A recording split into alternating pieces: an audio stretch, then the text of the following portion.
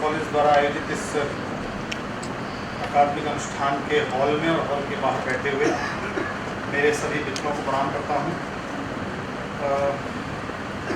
कार्यक्रम जिस रूपरेखा में है उसमें मुझे ये सूचना दी गई है कि उद्घाटन की औपचारिकता के बाद हम गंभीर बातचीत करेंगे और मुझे डॉक्टर नीरजा ने कहा कि उद्घाटन में 2 मिनट से ज़्यादा मत बोलना। तो मैं सबसे पहले आभार व्यक्त करता हूँ इस आयोजन के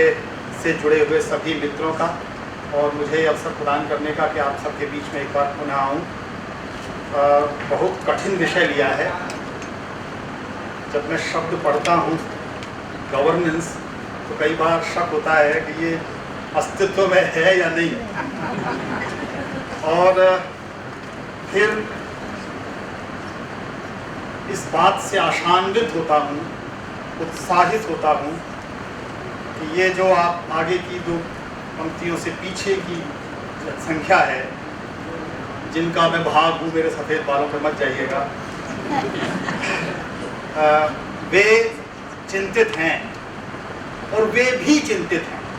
जिनके बारे में हमें संदेह था कि क्या ये किसी और कार्य में लगे हुए हैं। ये भी चिंतित हैं और वो इतने चिंतित हैं कि शाम के 6 बजे इस हॉल में और हॉल के बाहर भी बैठ सकते हैं सुनने के लिए, जानने के लिए, समझने के लिए कि क्या होगा इस भारतीय लोकतंत्र का, भारतीय राजनीति का, शासन की व्यवस्था का। तो ये चिंता आप तक पहुंचाने के लिए और ये चिंता आपके मस्तिष्क में, मन में, हृदय में जागृत करने के लिए और आपके अपने सपनों के साथ, आकांक्षाओं के साथ इन समस्याओं को भी जोड़ने के लिए मैं निश्चय ही इस आयोजन के से जुड़े हुए समस्त